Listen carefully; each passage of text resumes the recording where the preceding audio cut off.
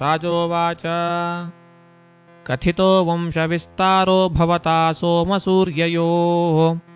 राज्ञाञ्चोभयवंश्यानां चरितं परमाद्भुतम् यदोश्च धर्मशीलस्य नितरां मुनिसत्तमा तत्रांशेनावतीर्णस्य विष्णोर्वीर्याणि शंसनः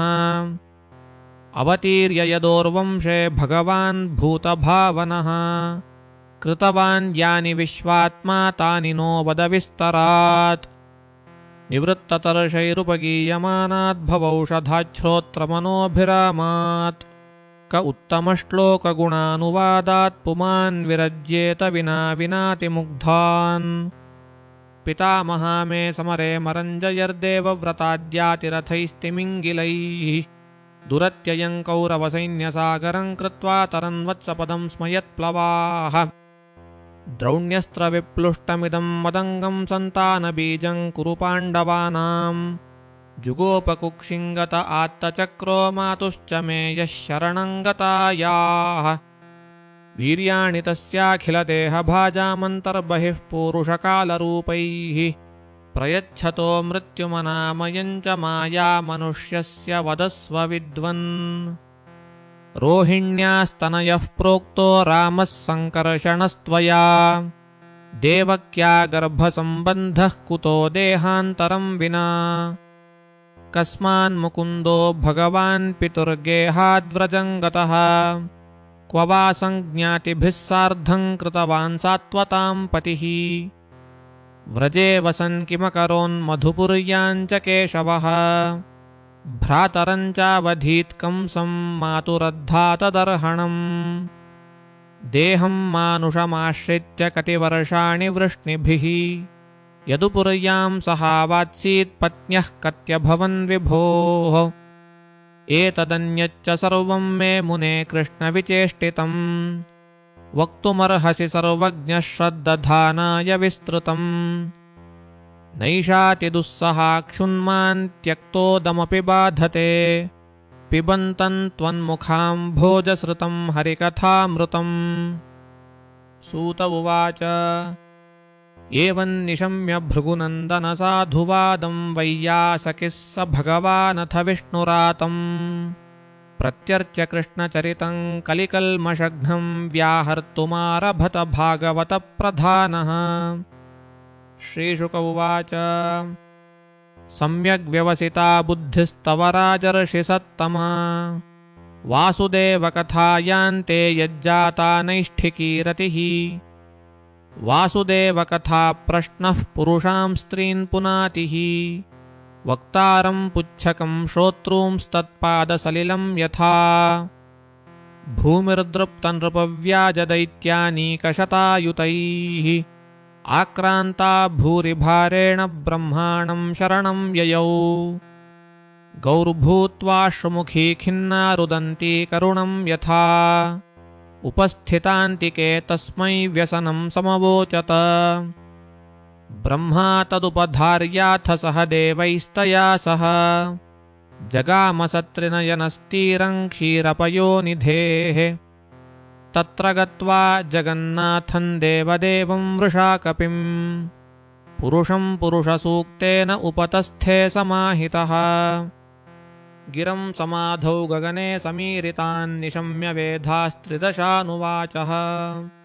गां पौरुषीं मे शृणुतामराः पुनर्विधीयतामाशु तथैव माचिरम्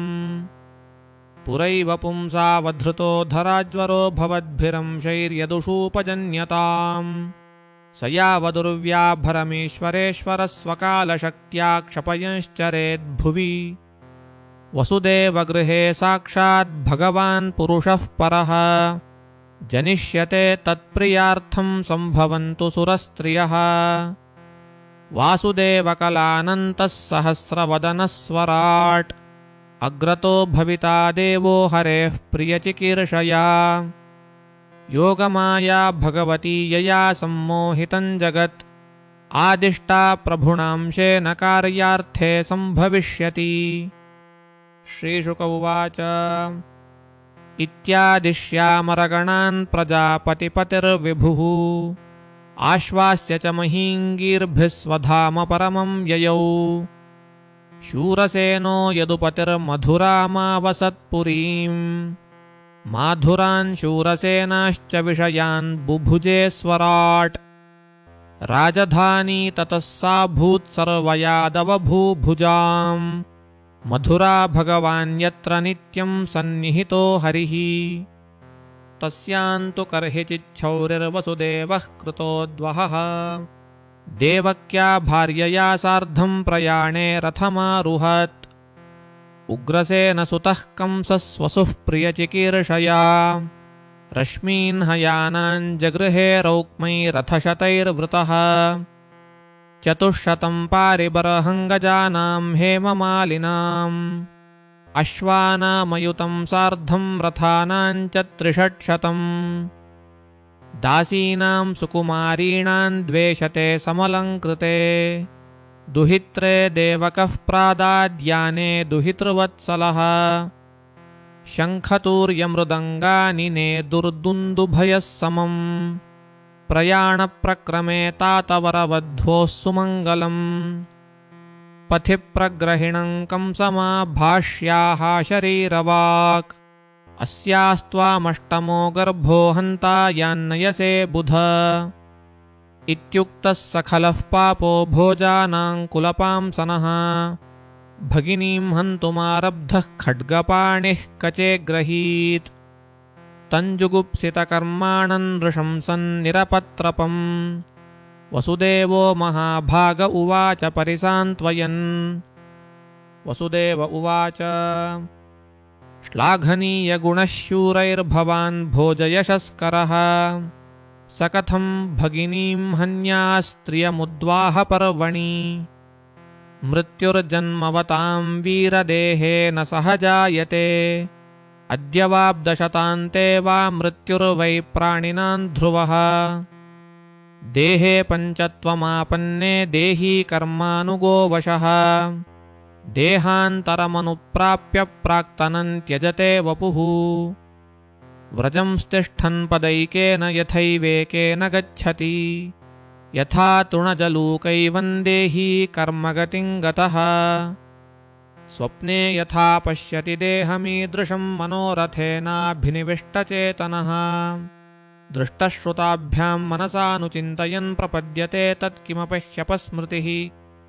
यतो यतो धावति दैवचोदितं मनो विकारात्मकमात्मपञ्चसु गुणेषु मायारचितेषु देह्यसौ प्रपद्यमानः सहतेन जायते ज्योतिर्यथैवोदकपार्थिवेष्वदः समीरवेगानुगतं विभाव्यते एवं स्वमायारचितेष्वसौ पुमान् गुणेषु रागानुगतो विमुह्यति तस्मान्न कस्यचिद्द्रोहमाचरेत् स तथाविधः आत्मनः क्षेममन्विच्छन् द्रोग्धुर्वै परतो भयम् एषा तवानुजा बाला कृपणा पुत्रिकोपमा हन्तुन्नार्हसि कल्याणीमिमां त्वं दीनवत्सल श्रीशुक उवाच एवं ससामभिर्भेदैर्बोध्यमानोऽपि दारुणः नन्यवर्तत कौरव्यपुरुषादाननुव्रतः निर्बन्धं तस्य तं ज्ञात्वा विचिन्त्यानकदुन्दुभिः प्राप्तकालं प्रतिव्योढुमिदं तत्रान्वपद्यत मृत्युर्बुद्धिमतापोह्यो यावद्बुद्धिबलोदयम् यद्यसौ न निवर्तेत नापराधोऽस्ति देहिनः प्रत्यर्प्यमृत्यवे पुत्रान् मोचये कृपणामिमाम् सुता मे यदि जायेरन्मृत्युर्वा न म्रियेत चेत् विपर्ययो वा किन्न स्याद्गतिर्धातुर्दुरत्यया उपस्थितो निवर्तेत निवृत्तः पुनरापतेत् अग्नेर्यथा दारुवियोगयोगयोरदृष्टतोऽन्यन्न निमित्तमस्ति एवं हि जन्तोरपि दुर्विभाव्यः शरीरसंयोगवियोगहेतुः एवं विमृश्यतं पापं यावदात्मनिदर्शनम् सान्त्वयामास वै शौरिर्बहुमानपुरःसरम् प्रसन्नवदनां भोजो नृशंसन्निरपत्रपम् मनसा दूयमानेन प्रहसन्निदमब्रवीत्। वसुदेव उवाच न ह्यस्यास्ते भयं सौम्य यद्वागाः शरीरिणी पुत्रान् समर्पयिष्येस्यायतस्ते भयमुत्थितम्। श्रीशुक उवाच सुहृद्वधान्निववृते कंसस्तद्वाक्यसारवित् वसुदेवोऽपि तं प्रीतः प्रशस्य प्राविशद्गृहम्। अथ काल उपावृत्ते देवकी सर्वदेवता पुत्रान् प्रसुषुवे चाष्टौ कन्याञ्चैवानुवत्सरम्। कीर्तिमन्तं प्रथमजं कंसायानकदुन्दुभिः अर्पयामास कृच्छ्रेण सो नृतादतिविह्वलः। किं दुःसहन्नु साधूनां विदुषां किमपेक्षितम् किमकार्यं कदर्याणां दुस्त्यजं किं मृतात्मनाम्। दृष्ट्वा समत्वं तच्छौरेः सत्ये चैव व्यवस्थितिम् कंसस्तुष्टमना राजन् प्रहसन्निदमब्रवीत्। प्रतियातु कुमारो यन्न ह्यस्मादस्ति मे भयम् अष्टमाद्युवयोः पुत्रान् मृत्युर्मे विहितः किल। तथेति सुतमादाय ययावानकदुन्दुभिः नाभ्यनन्दत तद्वाक्यमसतो विजितात्मनः। नन्दाद्या ये व्रजे गोपायाश्चामीषाञ्च योषितः वृष्णयो वसुदेवाद्या देवक्याद्या यदुस्त्रियः सर्वे वै देवता प्राया उभयोरपि भारत। ज्ञातयो बन्धुसुहृदो ये च कंसमनुव्रताः असुराः सर्व एवैते लोकोपद्रवकारिणः। गतेऽथ वसुदेवे तु देवकार्यार्थमुद्यतः एतत् कंसाय भगवान् शंसयामास नारदः। भूमेर्भारावतीर्णानां दैत्यानां च वधोद्यमम् ऋषेर्विनिर्गमे कंसो यदून्मत्वासुरानिति। देवक्या गर्भसम्भूतं विष्णुं च स्ववधं प्रति देवकीं वसुदेवं च निगृह्य निगडैर्गृहे जातं जातमहं पुत्रं तयोरजनशङ्कया। मातरं पितरं भ्रातॄन् सर्वांश्च सुहृदः सखीन् निघ्नन्त्यसुतृपो लुब्धा राजानः प्रायशो भुवि। आत्मानमिह सञ्जातं जानन् प्राग्विष्णुना हतम् महासुरं कालनेमिं यदुभिः सव्यरुध्यत। उग्रसेनं च पितरं यदुभोजान्धकाधिपम् स्वयं निगृह्य बुभुजे शूरसेनान् महाबलः। श्रीशुक उवाच प्रलम्बबकचाणूरतृणावर्तमहाशनैः मुष्टिकारिष्टद्विविधपूतनाकेशिधेनुकैः अन्यैश्चासुरभूपालैर्बाणभौमादिभिर्युतः यदूनां कदनं चक्रे बलीमागधसंश्रयः। ते पीडिता निविविशुः कुरुपाञ्चालकेकयान् साल्वान् विदर्भान् निषधान् विदेहान् मागधानपि। एके तमनुरुन्धानाज्ञातयः पर्युपासते मधुरायां स्थिताश्चैव ये क्रूराद्या विशाम्पते। हतेषु षट्सु बालेषु देवक्या ओग्रसेनिना सप्तमो वैष्णवं धाम यमनन्तं प्रचक्षते।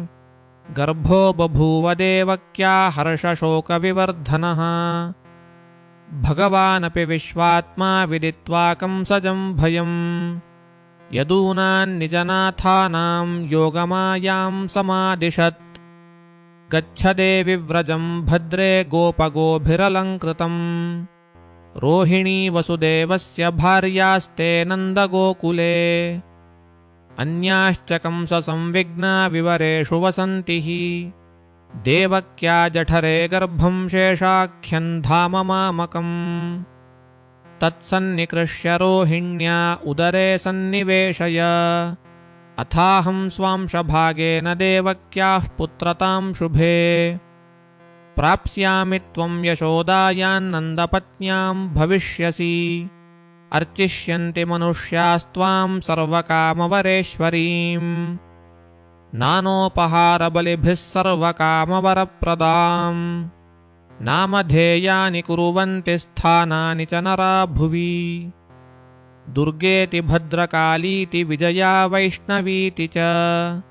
कुमुदा चण्डिका कृष्णा माधवी कन्यकेति च माया नारायणीशाना शारदेत्यम्बिकेति च गर्भसङ्कर्षणात्तं वै प्राहुः सङ्कर्षणं भुवि रामेति लोकरमणात् बलभद्रं बलोच्छ्रयात्। श्रीशुक उवाच सन्दिष्टैवं भगवता तथेत्योमिति तद्वचः प्रतिगृह्य परिक्रम्य गाङ्गता तत्तथाकरोत् गर्भे प्रणीते देवक्या रोहिणीं योगनिद्रया अहो विस्रंसितो गर्भ इति पौरा विचुक्रुषुः भगवानपि विश्वात्मा भक्तानामभयङ्करः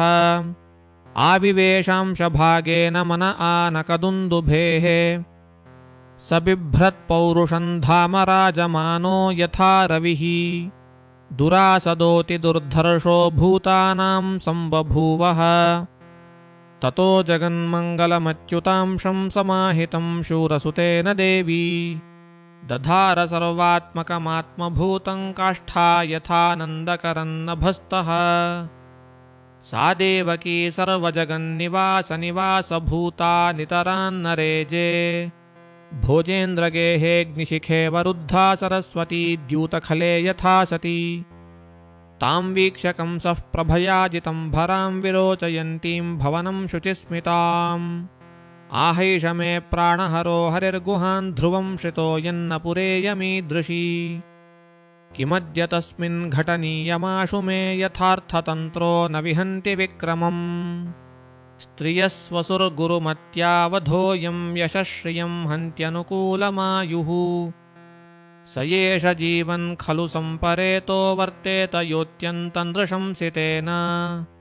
देहे मृते तमनुह्यर्थकामौ यशोमलं गौरभिमानिनो ध्रुवम् इति घोरतमाद्भावात् सन्निवृत्तः स्वयं प्रभुः आस्ते प्रतीक्षंस्तज्जन्म हरेर्वैरानुबन्धवित् आसीनः संविशंस्तिष्ठन् भुञ्जानः पर्यटन् पिबन् चिन्तयानो हृषीकेशमपश्यत्तन्मयं जगत् ब्रह्मा भवश्च तत्रैत्यमुनिभिर्नारदादिभिः देवैः सानुचरैः साकं गीर्भिर्विष्णुमथास्तुवत् ब्रह्मभवावूचतुः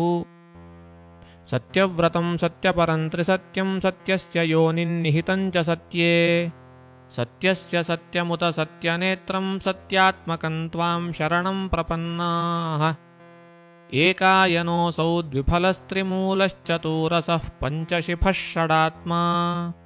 सप्तत्वगष्टविटपो नवाक्षो दशच्छदी द्विखगो ह्यादिवृक्षः त्वमेक एवास्य सतः प्रसूतिस्थानं निधानं त्वमनुग्रहश्च त्वन्मायया संवृतचेतसस्त्वां पश्यन्ति नानान विपश्चितो ये बिभर्षिरूपाण्यवबोध आत्मन् क्षेमाय लोकस्य चराचरस्य सत्वोपपन्नानि सुखावहानि सतामभद्राणि मुहुः खलानाम् त्वय्यम्बुजाक्षाखिलसत्त्वधाम्नि समाधिनावेशितचेत्सो ये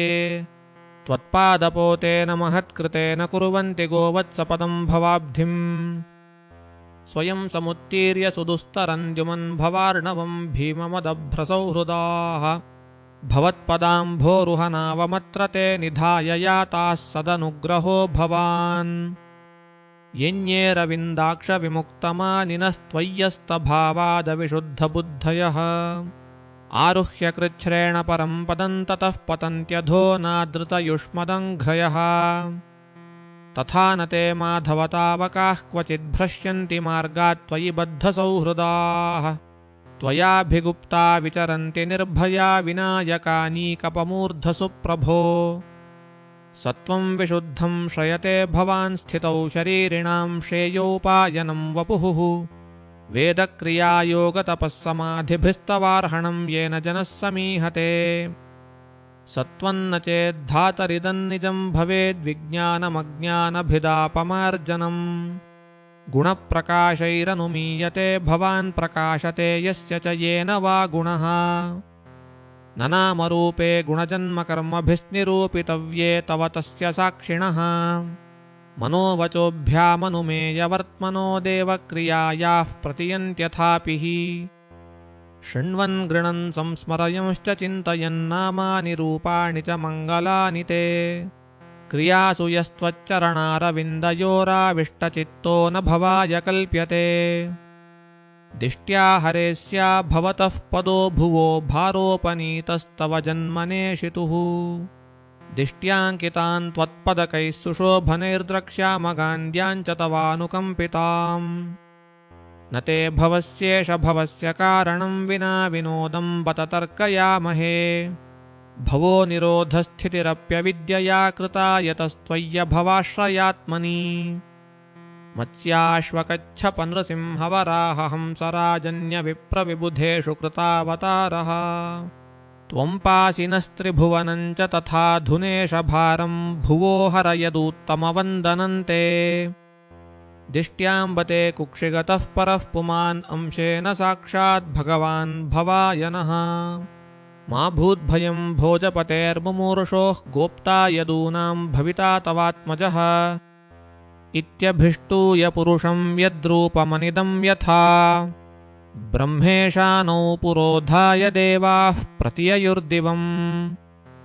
श्रीशुक उवाच अथ सर्वगुणोपेतः कालः परमशोभनः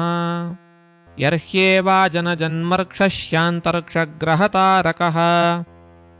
दिशः प्रसेदुर्गगनं निर्मलोडुगणोदयम् महीमङ्गलभूयिष्ठपुरग्रामव्रजाकरा नद्यः प्रसन्नसलिलाह्रदा जलरुहश्रियः द्विजालिकुलसन्नादस्तबकावनराजयः ववौ वायुः सुखस्पर्शः पुण्यगन्धवः शुचिः अग्नयश्च द्विजातीनां शान्तास्तत्र समिन्धत मनांस्यासन् प्रसन्नानि साधूनामसुरद्रुहाम् जायमाने जने तस्मिन्नेदुर्दुन्दुभयो दिवि जगुः किन्नरगन्धर्वास्तुष्टुवुः सिद्धचारणाः विद्याधराश्च नन्दृतुरप्सरोभिः समं मुदा मुमुचुर्मुनयो देवाः सुमनांसि मुदान्विताः मन्दं मन्दं जलधरा जगर्जुरनुसागरम् निशीथे तम उद्भूते जायमाने जनार्दने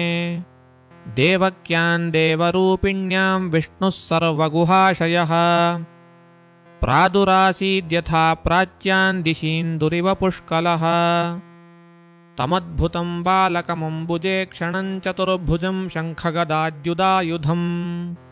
श्रीवत्सलक्ष्मङ्गलशोभिकौस्तुभं पीताम्बरं सान्द्रपयोदसौभगम् महार्हवैढूर्यकिरीटकुण्डलत्विषा परिष्वक्तसहस्रकुन्तलम् उद्दामकाञ्च्यङ्गदकङ्कणादिभिर्विरोचमानं वसुदेव ऐक्षत सविस्मयोत्फुल्लविलोचनो हरिं सुतं विलोक्यानकदुन्दुभिस्तदा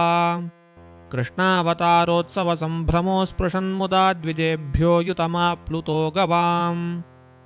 अथैनमस्तौदवधार्यपूरुषं परन्नताङ्गः कृतधीः कृताञ्जलिः स्वरोचिषा भारतसूतिकागृहं विरोचयन्तं गतभिः प्रभाववित् वसुदेव उवाच विदितोऽसि भवान् साक्षात् पुरुषः प्रकृतेः परः केवलानुभवानन्दस्वरूपः सर्वबुद्धिदृक् स एव स्वप्रकृत्येदं सृष्ट्वाग्रे त्रिगुणात्मकम् तदनु त्वं ह्यप्रविष्टः प्रविष्ट इव भाव्यसे ययेते विकृता भावाः सप्तते विकृतैः सह नानावीर्याः पृथग्भूता विराजं शयनन्तव सन्निपत्य समुत्पाद्य दृश्यन्ते नुगता इव प्रागेव विद्यमानत्वान्न तेषामिह सम्भवः एवं भवान् बुद्ध्यनुमेयलक्षणो ग्राह्यैर्गुणैः सन्नपि तद्गुणाग्रहः अनावृतत्वाद् बहिरन्तरन्न ते सर्वस्य सर्वात्मन आत्मवस्तुनः यदात्मनो दृश्यगुणेषु सन्निधेर्व्यवस्यसे स्वव्यतिरेकतो बुधैः विनानुवादन्न च तन्मनीषितं सम्यग्वचो व्यक्तमुपाददत्पुमान् त्वत्तोऽस्य जन्मस्थितिसंयमान् विभो वदन्त्यनीहादगुणादविक्रियात् त्वयीश्वरे ब्रह्मणि नो विरुध्यते तदाश्रयत्वादुपचर्यसे गुणैः सत्त्वं त्रिलोकस्थितये स्वमायया बिभर्षि शुक्लं खलु वर्णमात्मनः सर्गाय रक्तं रजसोपबृहितं कृष्णं च वर्णं तमसा जनात्यये त्वमस्य लोकस्य विभोरिरक्षिषुर्गृहेऽवतीर्णोऽसि ममाखिलेश्वर राजन्यसंज्ञासुरकोटियूथपैर्निर्व्युह्यमानान्निह निष्यसे च मूम् अयन्तमस्यस्तव जन्म मे गृहे श्रुत्वाग्रजांस्ते न्यहनत्सुरेश्वर सतेऽवतारं पुरुषैः समर्पितं श्रुत्वाधुनैवाभिसरत्युदायुधः श्रीशुक उवाच अथैनमात्मजं वीक्ष्य महापुरुषलक्षणम् देवकी तमुपाधावत् कंसाद्भीता शुचिस्मिता देवक्युवाच रूपं यत्तत्प्राहुरव्यक्तमाद्यं ब्रह्मज्योतिर्निर्गुणं निर्विकारम् सत्तामात्रं निर्विशेषं निरीहं सत्त्वं साक्षाद्विष्णुरध्यात्मदीपम् नष्टे लोके द्विपरार्धावसाने महाभूतेष्वादिभूतं गतेषु व्यक्ते व्यक्तं कालवेगेन याते भवानेकः शिष्यते शेषसंज्ञः योऽयं कालस्तस्य ते व्यक्तबन्धो चेष्टामाहुश्चेष्टते येन विश्वम् निमेषादिर्वत्सरान्तो महीयांस्तन्त्वेषानं क्षेमधाम प्रपद्ये मर्त्यो मृत्युव्यालभीतः पलायन् लोकान् सर्वान् निर्भयन्नाध्यच्छगच्छत् त्वत्पादाब्जं प्राप्य यदृच्छयाद्य स्वस्थश्येते मृत्युरस्मादपैति सत्त्वं घोरादुग्रसेनात्मजान्नस्त्राहि त्रस्तान् भृत्यवित्रासहासी रूपं चेदं पौरुषं ध्यानधिष्ण्यमप्रत्यक्षं मादृशान् त्वं कृषेष्ठाः जन्मते मय्यसौ पापो मा विद्यान्मधुसूदन समुद्विजे भवद्धेतोः कंसादहमधीरधीः उपसंहर विश्वात्मन्नदो रूपमलौकिकम् शङ्खचक्रगदा पद्मश्रिया जुष्टं चतुर्भुजम् विश्वं यदेतत्स्वतनौ निशान्ते यथावकाशं पुरुषः परो भवान् बिभर्ति सोऽयं मम गर्भगो भूदहो नृलोकस्य विडम्बनं महत् श्रीभगवानुवाच त्वमेव पूर्वसर्गे भूः पृश्निस्वायम्भुवे सती तदायं सुतपा नाम प्रजापतिरकल्मषः युवां वै ब्रह्मणादिष्टौ प्रजासर्गे यदा ततः सन्नियम्येन्द्रियग्रामन्ते पाथे परमन्तपः वर्षवातातपहिमघर्मकालगुणाननु सहमानौ श्वासरोधविनिर्धूतमनोमलौ शीर्णपर्णानिलाहारा उपशान्तेन चेतसा मत्तः कामानभीप्सन्तौ मदाराधनमीहतुः एवं वान्तप्यतोर्भद्रे तपः परमदुष्करम् दिव्यवर्षसहस्राणि द्वादशेयुर्मदात्मनोः तदा वां परितुष्टोऽहममुना वपुषा नघे तपसा श्रद्धया नित्यं भक्त्या च हृदि भावितः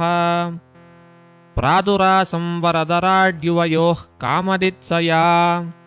व्रियतां वर इत्युक्ते मादृशो वां वृतः सुतः अजुष्टग्राम्यविषया वनपत्यौ च दम्पती न वव्राथेऽपवर्गं मे मोहितौ मम मायया गते मयि युवां लब्ध्वा वरं मत्सदृशं सुतं ग्राम्यान् भोगान् भुञ्जाथां युवां प्राप्तमनोरथौ अदृष्ट्वान्यतमं लोके शीलौदार्यगुणैः समम् अहं सुतो वामभवं पृश्निगर्भ इति स्मृतः तयोर्वां पुनरेवाहमदित्यामास कश्यपात् उपेन्द्र इति विख्यातो वामनत्वाच्च वामनः तृतीयेऽस्मिन् भवेऽहं वै तेनैव वपुषा नघे जातो भूयस्तयोरेवं सत्यं मे व्याहृतं सति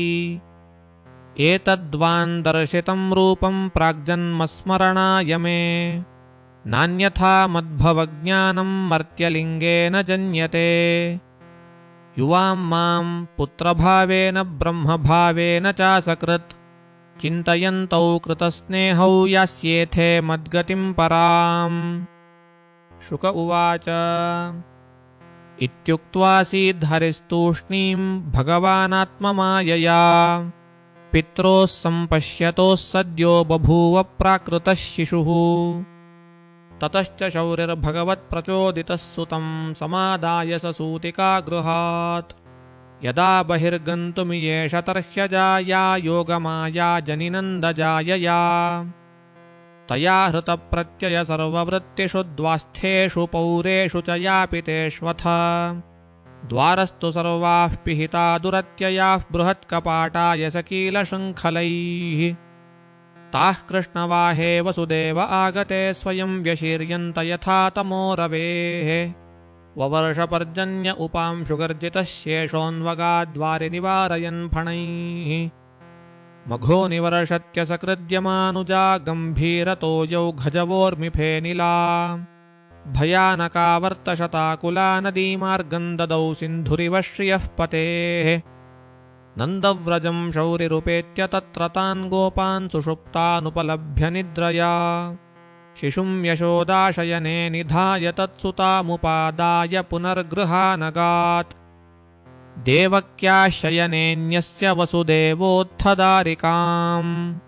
प्रतिमुच्य पदोर्लोहमास्ते पूर्ववदावृतः यशोदानन्दपत्नी च जातं परमबुध्यत न तल्लिङ्गं परिश्रान्ता निद्रयापगतस्मृतिः। श्रीशुक उवाच बहिरन्तः पुरद्वारः सर्वाः पूर्ववदावृताः ततो बालध्वनिं श्रुत्वा गृहपालाः समुत्थिताः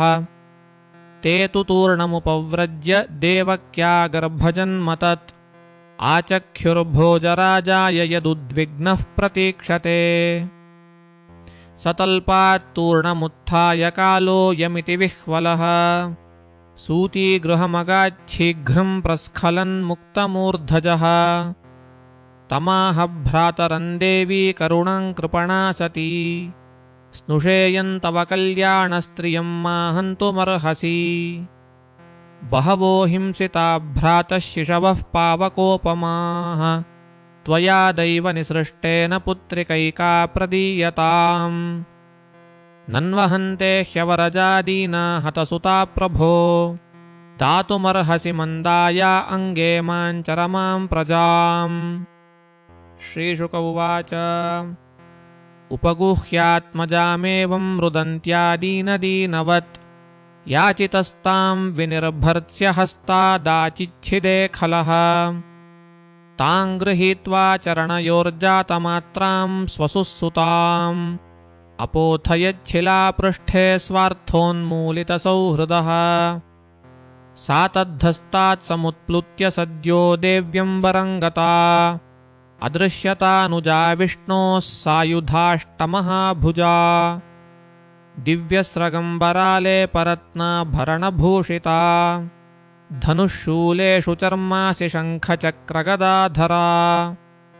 सिद्धचारणगन्धर्वैरप्सरः किन्नरोरगैः उपाहृतोरुबलिभिस्तूयमानेदमब्रवीत् किं मया हतया मन्दजातः खलु तवान्तकः यत्र क्वचित् पूर्वशत्रुं माहिंसीः कृपणान् वृथा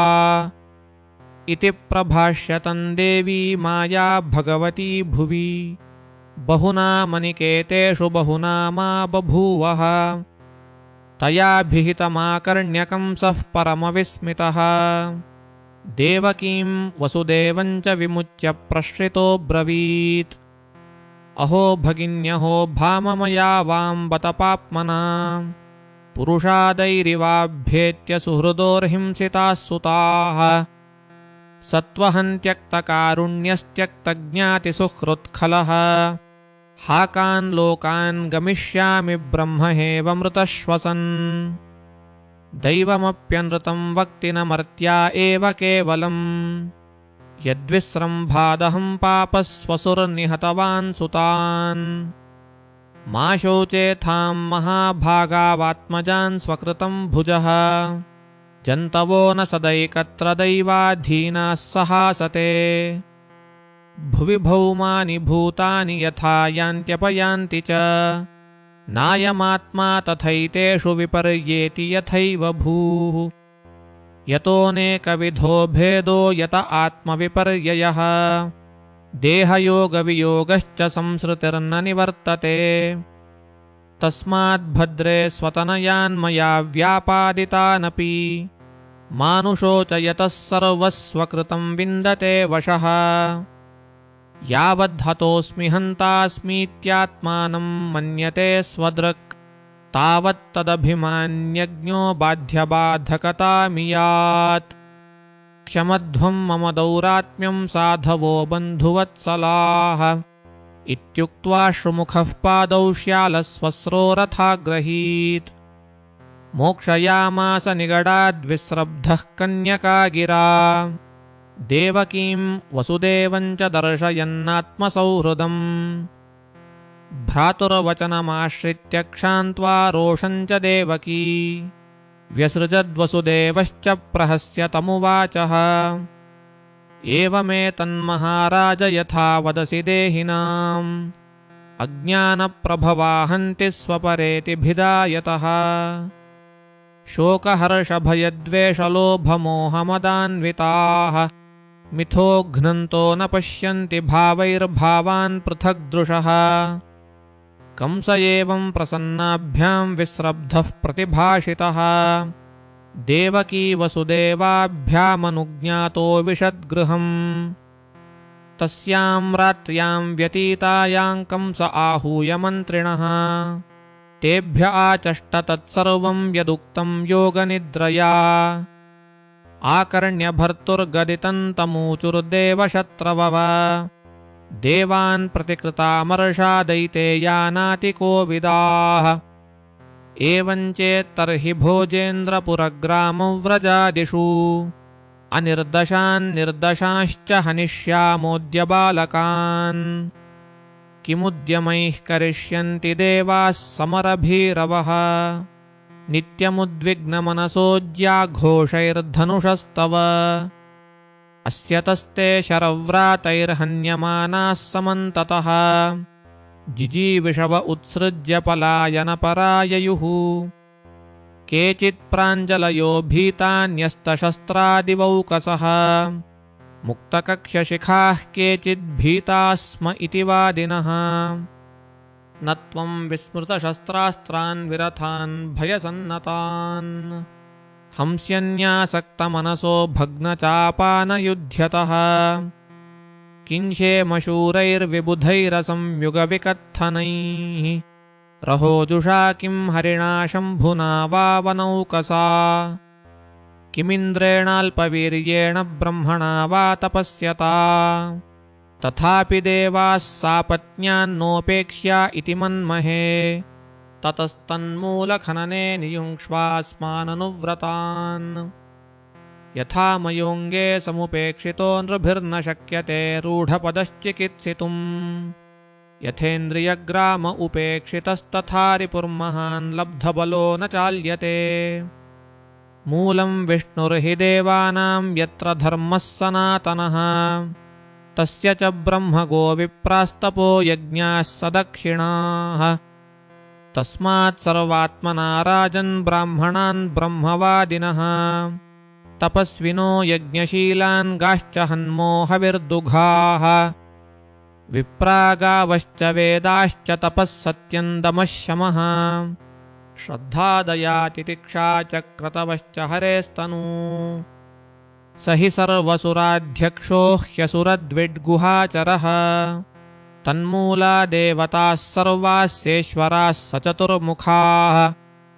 अयं वै तद्वधोपायो यदृषीणां विहिंसनम् एवं दुर्मन्त्रिभिः कंसः सह सम्मन्त्र्य दुर्मतिः ब्रह्महिंसां हितं मेने कालपाशावृतोऽसुरः सन्दिश्य साधुलोकस्य कदने कदनप्रियान् कामरूपधरान् दिक्षु दानवान् गृहमाविशत् ते वै रजः प्रकृतयस्तमसा मूढचेतसः सतां विद्वेषमाचेरुरारादागतमृत्यवः आयुश्रियं यशो धर्मं लोकानाशिष एव च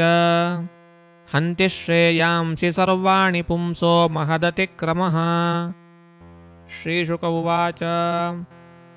नन्दस्त्वात्मज उत्पन्ने जाताह्लादो महामनाः आहूय विप्रान् वेदज्ञान् स्नातः शुचिरलङ्कृतः वाचयित्वा स्वस्त्ययनं जातकर्मात्मजस्य वै कारयामास विधिना पितृदेवार्चनं तथा धेनूनान्नियुते प्रादाद्विप्रेभ्यः समलङ्कृते तिलाद्रीन् सप्तरत्नौघान् शातकुम्भान्तरावृतान् कालेन स्नानशौचाभ्यां संस्कारैस्तपसेज्यया शुध्यन्ति दानैः सन्तुष्ट्या द्रव्याण्यात्मात्मविद्यया सौमङ्गल्यगिरो विप्राः सूतमागधबन्दिनः गायकाश्च जगुर्ने दुर्भेर्यो दुन्दुभयो मुहुः प्रजाः संहृष्टसंसिक्तद्वाराजिरगृहान्तराः चित्रध्वजपताकास्रक्चैलपल्लवतोरणाः गावो वृषाश्च वत्साश्च हरिद्रातैलरूषिताः विचित्रधातुबर्हस्रग्वस्त्रकाञ्चनमालिनः महार्हवस्त्राभरणकञ्चुकोष्णीषभूषणाः गोपाः समाययूराजन्नानोपायनपाणयः गोप्यश्चाकण्यमुदिता यशोदायाः सुतोद्भवम् आत्मानं भूषयाञ्चक्रुर्वस्त्राकल्पाञ्जनादिभिः नवकुङ्कुमकिञ्जल्कमुखपङ्कजभूतयः बलिभिस्त्वरितं जग्मुः पृथुश्रोण्यश्चलत्कुचाः गोप्यः सुमृष्टमणिकुण्डलनिष्ककण्ठ्यश्चित्राम्बराः पथिशिखाच्युतमाल्यवर्षाः नन्दालयं सवलया व्रजतीर्विरेजुह्व्यालोलकुण्डलपयोधरहारशोभाः ता आशिषः प्रयुञ्जानाश्चिरं पाहीति बालके हरिद्राचूर्णतैलाद्भिः सिञ्चन्त्यो जनमुज्जगुः अवाद्यन्तविचित्राणि वादित्राणि महोत्सवे कृष्णे विश्वेश्वरेऽनन्ते नन्दव्रजमुपेयुषी गोपाः परस्परं हृष्टा दधिक्षीरघृताम्बुभिः आसिञ्चन्तो विलिम्पन्तो नवनीतैश्च चिक्षिपुः नन्दो महामनास्तेभ्यो वासोऽलङ्कारगोधनैः सूतमागधबन्दिभ्यो येन्ये विद्योपजीविनः तैस्तैः कामैरदीनात्मा यथोचितमपूजयत् विष्णोराराधनार्थाय स्वपुत्रस्योदयाय च रोहिणी च महाभागा नन्दगोपाभिनन्दिता व्यचरद्दिव्यवासस्रक्कण्ठाभरणभूषिता तत आरभ्य नन्दस्य व्रजः सर्वसमृद्धिमान् हरेर्निवासानुगुणैरमाक्रीडमभून्नृप गोपान् गोकुलरक्षायान्निरूप्य मधुराङ्गतः नन्दः कंसस्य वार्षिक्यं करं दातुं कुरुद्वः वसुदेव उपश्रुत्य भ्रातरन्नन्दमागतम् ज्ञात्वा दत्तकरं राज्ञे ययौ तदवलोकनः तन्दृष्ट्वा सहसोत्थाय देहः प्राणमिवागतम् प्रीतः प्रियतमन्दोर्भ्यां सस्वजे प्रेमविह्वलः पूजितः सुखमासीनः पृष्ट्वा नामयमादितः प्रसक्तधीः स्वात्मजयोरिदमाह विशाम्पते दिष्ट्या भ्रातः प्रवयस इदानीमप्रजस्यते प्रजाशाया निवृत्तस्य प्रजायत्समजायत दिष्ट्या संसारचक्रेऽस्मिन् वर्तमानः पुनर्भवे उपलब्धो भवानद्य दुर्लभं प्रियदर्शनम् नैकत्र प्रियसंवासः सुहृदाञ्चित्रकर्मणाम् ओघेन व्यूह्यमानानां प्लवानां स्रोतसो यथा कच्चित् पशव्यन्निरुजं भूर्यम्बुतृणवीरुधम् बृहद्वनन्तदधुना यत्रास्ये त्वं सुहृद्वृतः भ्रातर्मम सुतः कच्चिन्मात्रा सह भवद्व्रजे तातं भवन्तं मन्वानो भवद्भ्यामुपलालितः पुंसस्त्रिवर्गो विहितः सुहृदां ह्यनुभावतः न तेषु क्लिश्यमानेषु त्रिवर्गोऽर्थाय कल्पते नन्द उवाच अहो ते देवकी पुत्राः कंसेन बहवो हताः एका वशिष्ठा वरजा कन्या सापि दिवङ्गता नूनं हि दृष्टनिष्ठो यन्नादृष्टपरमो जनः अदृष्टमात्मनस्तत्त्वं यो वेद न समुह्यति वसुदेव उवाच करो वै वार्षिको दत्तो राज्ञे दृष्टा वयं च वः नेहस्थेयं बहुदिनं सन्त्युत्पाताश्च गोकुले श्रीशुक उवाच इति नन्दादयो गोपाः प्रोक्तास्ते शौरिणा ययुः अनोभिरनडुद्युक्तैस्तमनुज्ञाप्य गोकुलम् श्रीशुक उवाच नन्दः पथिवचः शौरेर्न मृषेति विचिन्तयन् हरिञ्जगाम शरणमुत्पातागमशङ्कितः कंसेन प्रहिता घोरा पूतना बालघातिनी शिशूंश्चचार निघ्नन्ति पुरग्रामव्रजादिषु न यत्र श्रवणादीनि रक्षोघ्नानि स्वकर्मसु कुर्वन्ति सात्वतां भर्तुर्यातु धान्यश्च तत्र हि सा खेचर्येकदोपेत्य पूतनानन्दगोकुलम् गोपित्वा माययात्मानं प्राविशत् कामचारिणी ताङ्केशपाशव्यतिशक्तमल्लिकां बृहन्नितम्बस्तनकृच्छ्रमध्यमाम् सुवाससङ्कम्पितकर्णभूषणत्विषोल्लसत्कुन्तलमण्डिताननाम् वल्गुस्मितापाङ्गविसर्गवीक्षितैर्मनोहरन्तीं वनितां व्रजौकसः अमं सतां भोजकरेण रूपिणीं गोप्यः श्रियं द्रष्टुमिहागतां पतिम् बालग्रही तत्र विचिन्वती शिशून् यदृच्छयानन्दगृहे सदन्तकम् बालं प्रतिच्छन्न निजोरुतेजसं ददर्शतल्पेऽग्निमिवाहितं भसि विबुध्यतां बालकमारिकाग्रहं चराचरात्मा सनिमीलिते क्षणः महीसुरत्वेऽपि च बालभावं विभावयन् किञ्चिदुवाच न प्रभुः अजानमानाथ निशाचरी हरिन्निसर्गविज्ञातजगद्विचेष्टितम् अनन्तमारोपयदङ्कमन्तकं यथोरगं सुप्तमबुद्धिरज्जुधीः तां तीक्ष्णचित्तामतिवामचेष्टितां वीक्ष्यान्तराकोशपरिच्छदासिवत् वरस्त्रियं तत्प्रभया च धर्षिते निरीक्षमाणे जननी अतिष्ठत् तस्मिन् स्तनं दुर्जरवीर्यमुल्बणं घोराङ्कमादाय शिशोर्ददावथ गाढङ्कराभ्यां भगवान् प्रपीड्य तत्प्राणैः समं रोषसमन्वितोऽपिबत् सा मुञ्च मुञ्चेति गिरा प्रभाषिणी निष्पीड्यमानाखिलजीवमर्षिणी विवृत्य नेत्रे चरणौ भुजौ मुहुर्विक्लिन्नगात्रा क्षिपतीरुरावः तस्यास्वनेनातिगभीररंहसा साद्रिर्मही द्यौश्च चचालसग्रहा रसादिशः खं प्रति नेदिरे जनाः पेतुः क्षितौ वज्रनिपातशङ्कया निशाचरीत्थं व्यथिता व्यसुक्षितौ विकीर्यकेशांश्चरणौ भुजावपि प्रसार्य गोष्ठे निजरूपमास्थिता वज्राहतो वृत्र इवापतन् नृप पतमानोऽपि तद्देहस्त्रिगव्यूत्यन्तरे द्रुमान् चूर्णयामास राजेन्द्र महदासीत्तदद्भुतम् ईशामात्रोग्रदंष्ट्रास्यं गिरिकन्दरनासिकम् गण्डशैलस्तनं रौद्रं प्रकीर्णारुणमूर्धजम् अन्धकूपगभीराक्षं पुलिनारोहभीषणम् बद्धसेतुभुजोर्वङ्घ्रिशून्यतो यह्रदोदरम् सन्तत्र सुस्मतद्वीक्ष्य गोपा गोप्यः कलेवरम् पूर्वन्तु तन्निस्वनितभिन्नहृत्कर्णमस्तकाः बालञ्च तस्या उरसि क्रीडन्तमकुतो भयम् गोप्यस्तूर्णं समभ्येत्य जगृहुर्जातसम्भ्रमाः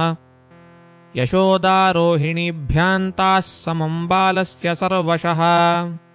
रक्षां विदधिरे सम्यग् गोपुच्छभ्रमणादिभिः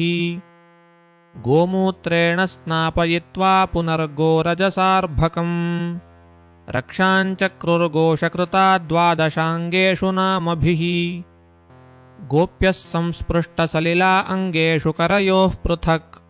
न्यस्यात्मन्यथ बालस्य बीजन्यासमकुर्वत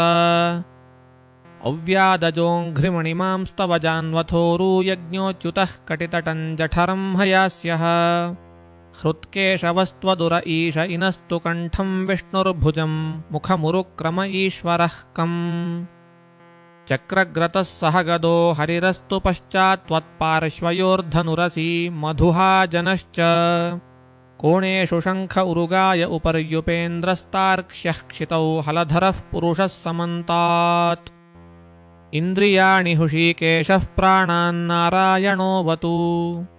श्वेतद्वीपपतिश्चित्तं मनो योगेश्वरोऽवतु पृश्निगर्भस्तु ते बुद्धिमात्मानं भगवान् परः क्रीडन्तं पातु गोविन्दशयानं पातु माधवः व्रजन्तमव्याद्वैकुण्ठ आसीनं त्वां श्रियः पतिः भुञ्जानं यज्ञभुक् पातु सर्वग्रहभयङ्करः डाकिन्यो यातु धान्यश्च कूष्माण्डायैर्भकग्रहाः भूतप्रेतपिशाचाश्च यक्षरक्षो विनायकाः कोटरारेवती ज्येष्ठा पूतना मातृकादयः उन्मादा ये ह्यपस्मारादेह प्राणेन्द्रियद्रुहः स्वप्नदृष्टा महोत्पाता बृहद्बालग्रहाश्च ये सर्वे नश्यन्तु ते विष्णोर्नामग्रहणभीरवः इति प्रणयबद्धाभिर्गोपीभिः कृतरक्षणम् पाययित्वा स्तनं माता सन्यवीविशदात्मजम् तावन्नन्दादयो गोपा मधुराया व्रजङ्गताः विलोक्य पूतना देहं बभूवुरतिविस्मिताः नूनं बतर्षिः सञ्जातो योगेशो वासमासतः स एव दृष्टो ह्युत्पातो यथा हानकदुन्दुभिः कलेवरं परशुभिश्छित्त्वा तत्ते व्रजौकसः दूरे क्षिप्त्वा वयवशो ददहुः काष्ठवेष्टितम् दह्यमानस्य देहस्य धूमश्चागरुसौरभः उत्थितः कृष्णनिर्भुक्तसपद्याहतपाप्मनः पूतनालोकबालघ्नी राक्षसी रुधिराशना जिघांसयापि हरयेस्तनं दत्त्वापसद्गतिम् किं पुनः श्रद्धया भक्त्या कृष्णाय परमात्मने यच्छन् प्रियतमं किञ्चिद्रक्तास्तन्मातरो यथा पद्भ्यां भक्तहृदिस्थाभ्यां वन्द्याभ्यां लोकवन्दितः अङ्गं यस्याः समाक्रम्य भगवानपि बत्स्तनम् यातु धान्यपि सा स्वर्गमवाप जननी गतिम् कृष्णभुक्तस्तनक्षीराः किमु गावो नु मातरः पयांसि यासामपि बत्पुत्रस्नेहश्रुतान्यलम् भगवान् देवकीपुत्रः कैवल्याद्यखिलार्थदः तासामविरतं कृष्णे कुर्वन्तीनां सुते क्षणम् न पुनः कल्पते राजन् संसारो ज्ञानसम्भवः कटधूमस्य सौरभ्यमवघ्राय व्रजौकसः किमिदं कुत एवेति वदन्तो व्रजमाययुः ते तत्र वर्णितं गोपैः पूतनागमनादिकम् श्रुत्वा तन्निधनं स्वस्ति शिशोरासन् सुविस्मिताः। नन्दस्वपुत्रमादाय प्रोष्यागत उदारधीः मूर्ध्युपाघ्राय परमां मुदं लेभे कुरुद्वः। य एतत्पूतना मोक्षं कृष्णस्यार्भकचेष्टितम् निशम्य श्रद्धया मर्त्यो गोविन्दे लभते रतिम्। श्रीशुक उवाच एवं सववृधे विष्णुर्नन्दगेहे जनार्दनः कुर्वन्ननिशमानन्दं गोपालानां सयोषिताम्। राजोवाच येन येनावतारेण भगवान् हरिरीश्वरः करोति कर्णरम्याणि मनोज्ञानि च नः प्रभो। यच्छृण्वतोपैत्यरतिर्वितृष्णा सत्त्वं विशुध्यत्यचिरेण पुंसः भक्तिर्हरौ तत्पुरुषे च सख्यं तदेव सारं वदमन्यसे चेत्। अथान्यदपि कृष्णस्य तोकाचरितमद्भुतम् मानुषं देहमासाद्य तज्जातिमनुरुन्धतः विस्तरेणेह कारुण्यात् सर्वपापप्रणाशनम् वक्तुमर्हसि धर्मज्ञदयालुस्त्वमिति प्रभो। श्रीशुक उवाच कदाचिदौत्थानिककौतुकाप्लवे जन्मर्क्षयोगे समवेतयोषिताम् वादित्रगीतद्विजमन्त्रवाचकैश्चकारसूनोरभिषेचनं सती। नन्दस्य पत्नी कृतमज्जनादिकं विप्रैः कृतस्वस्त्ययनं सुपूजितैः अन्नाद्यवासस्रगभीष्टधेनुभिः सञ्जातनिद्राक्षमशेषयच्छनैः।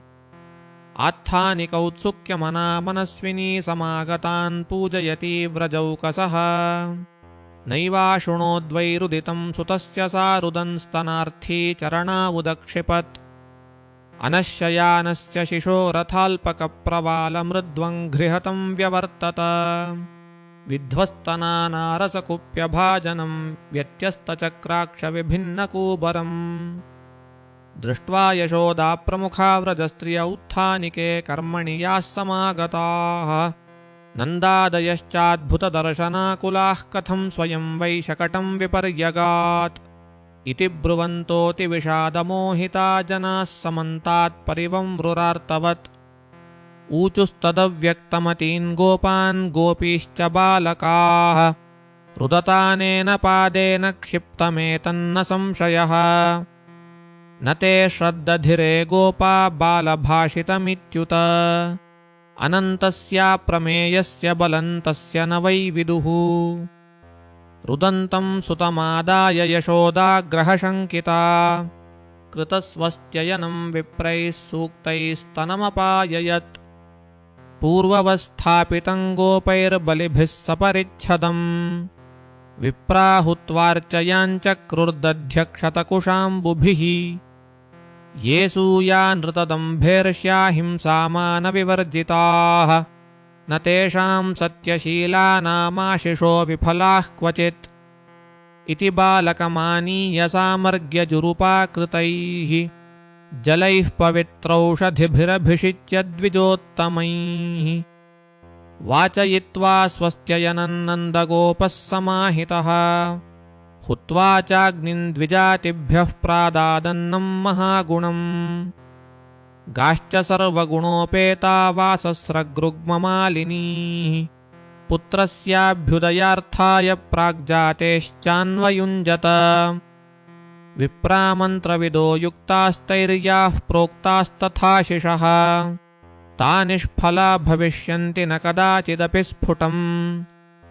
एकदारोहमारूढं लालयन्ती सुतं सती गरिमाणं शिशोर्वोढुन्नसेहे गिरिकूटवत्। भूमौ निधायतं गोपी विस्मिता भारपीडिता महापुरुषमादध्यौ जगामाशु च कर्मसु। दैत्यो नाम्ना तृणावर्तः कंसभृत्यः प्रचोदितः चक्रवातस्वरूपेण जहारासीनमर्भकम्। गोकुलं सर्वमावृण्वन्मुष्णंश्चक्षूंषि रेणुभिः ईरयन् सुमहाघोरशब्देन प्रदिशो दिशः। मुहूर्तमभवद्गोष्ठं रजसा तमसा वृतम् सुतं यशोदा नापश्यत् तस्मिन्यस्तवती यतः नापश्यत् कश्चनात्मनं परञ्चापि विमोहितः तृणावर्तनिसृष्टाभिः शर्कराभिरुपद्रुतः इति खरपवनचक्रपांसुवर्षे सुतपदवीमबलाविचक्षमाणा इति करुणमनुस्मरन्त्यशोचद्भुवि पतितामृतवत्सका यथा गौः रुदितमनुनिशम्य तत्र गोप्यो भृशमनुतप्तधियोऽश्रुपूर्णमुख्यः रुरुदुरनुपलभ्य नन्दसूनुं पवन उपारतपांसुवर्षवेगे तृणावर्तः शान्तरयो वात्यारूपधरो हरन् कृष्णन्न भोगतो गन्तुं नाशक्नोद् भूरिभारभृत् तमश्मानं मन्यमान आत्मनो गुरुमत्तया गले गृहीत उत्स्रष्टुं नाशक्नोदद्भुतार्भकम् गलग्रहणनिश्चेष्टो दैत्यो निर्गतलोचनः अव्यक्तवाक्योऽन्यपतत् सह बालो व्यसुर्व्रजे तमन्तरिक्षात् पतितं शिलायां विशीर्णसर्वावयवङ्करालम् पुरं यथा रुद्रशरेण विद्धं स्त्रियो रुदन्त्यो ददृशुः समेताः आदाय मात्रे प्रतिहृत्य विस्मिताः कृष्णं च तस्योपरिलम्बमानम् तं स्वस्तिमन्तं पुरुषादनीतं विहाय सा मृत्युमुखात् प्रमुक्तम् गोप्यः स गोपाः किल नन्दमुख्या लब्ध्वा पुनः प्रापुरतीव मोदम्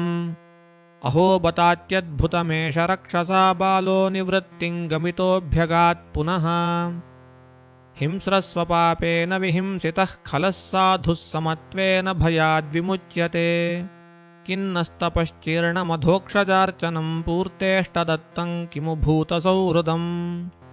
यः सम्परेतः पुनरेव बालको दिष्ट्या स्वबन्धून् प्रणयन्नुपस्थितः दृष्ट्वाद्भुतानि बहुशो नन्दगोपो बृहद्वने वसुदेववचो भूयो मानयामास विस्मितः एकदार्भकमादाय स्वाङ्कमारोप्य भामिनी प्रस्नुतं पाययामासस्तनं स्नेहपरिप्लुता पीतप्रायस्य जननी सुतस्य रुचिरस्मितम् मुखं लालयति राजन् जृम्भतो ददृशे इदम् खम्रोदसी ज्योतिरनीकमाशाः सूर्येन्दुवह्निश्वसनाम्बुधींश्च द्वीपान्नगांस्तद्दुहितॄर्वनानि भूतानि यानि स्थिरजङ्गमानि संवीक्ष्य विश्वं सहसा राजन् सञ्जातवेपथुः सम्मील्य मृगशावाक्षी नेत्रे आसीत् सुविस्मिता श्रीशुक उवाच गर्गः पुरोहितो राजन् यदूनां सुमहायशाः व्रजन् जगामनन्दस्य वसुदेवप्रचोदितः तं दृष्ट्वा परमप्रीतः प्रत्युत्थाय कृताञ्जलिः आनर्चाधोक्षजधिया प्रणिपातपुरःसरम् सूपविष्टं कृतातिथ्यं गिरा सूनृतया मुनिम् नन्दयित्वा ब्रवीद्ब्रह्मन् पूर्णस्य करवामकिम् महद्विचलनं नॄणां गृहिणान् दीनचेतसाम् निःश्रेयसाय भगवान् कल्पते नान्यथा क्वचित् ज्योतिषामयनं साक्षाद्यत्तज्ज्ञानमतीन्द्रियम् प्रणीतं भवता येन पुमान् वेदपरावरम् त्वं हि ब्रह्मविदां श्रेष्ठः संस्कारान् कर्तुमर्हसि बालयोरनयोर्नॄणां जन्मना ब्राह्मणो गुरुः गर्ग उवाच यदूनामहमाचार्यः ख्यातश्च भुवि सर्वतः सुतं मया संस्कृतं ते मन्यते देवकीसुतम् कंसः पापमतिः सख्यं तव चानकदुन्दुभेः देवक्या अष्टमो गर्भो न स्त्री भवितुमर्हति इति सञ्चिन्तयन् श्रुत्वा देवकी दारिकावचः अपि हन्ता गताशङ्कस्तर्हि तन्नो न यो महान् नन्द उवाच अलक्षितेऽस्मिन् रहसि मामकैरपि गोव्रजे कुरुद्विजातिसंस्कारं स्वस्ति वाचनपूर्वकम्। श्रीशुक उवाच एवं सम्प्रार्थितो विप्रस्वचिकीर्षितमेव तत् चकारनामकरणं गूढो रहसि बालयोः। अयं हि रोहिणीपुत्रो रमयन् सुहृदो गुणैः आख्यास्यते राम इति बलाधिक्याद्बलं विदुः। यदूनाम पृथग्भावात् सङ्कर्षणमुशन्त्युत आसन्वर्णास्त्रयो ह्यस्य गृह्णतोऽनुयुगन्तनु। शुक्लो रक्तस्तथा पीत इदानीं कृष्णताङ्गतः प्रागयं वसुदेवस्य क्वचिज्जातस्तवात्मजः। वासुदेव इति श्रीमानभिज्ञाः सम्प्रचक्षते बहूनि सन्ति नामानि रूपाणि च सुतस्य ते। गुणकर्मानुरूपाणि तान्यहं वेद नो जनाः। एष वः श्रेय आधास्यद्गोपगोकुलनन्दनः अनेन सर्वदुर्गाणि यूयमञ्जस्तरिष्यथ। पुराणेन व्रजपते साधवो दस्युपीडिताः अराजके रक्ष्यमाणा जिग्युर्दस्यून् समेधिताः। ययेतस्मिन्महाभागाः प्रीतिं कुर्वन्ति मानवाः नारयोऽभिभवन्त्येतान् विष्णुपक्षानि वासुराः। तस्मान्नन्दात्मजो यन्ते नारायणसमो गुणैः श्रिया कीर्त्यानुभावेन गोपायस्व समाहितः। इत्यात्मानं समादिश्य गर्गे च स्वगृहं गते नन्दः प्रमुदितो मेने आत्मानं पूर्णमाशिषाम्। कालेन व्रजताल्पेन गोकुले रामकेशवौ जानुभ्यां सह पाणिभ्यां रङ्गमाणौ विचेरतुः। तावङ्घ्रियुग्ममनुकृष्य सरीसृपन्तौ घोषप्रघोषरुचिरव्रजकर्दमेषु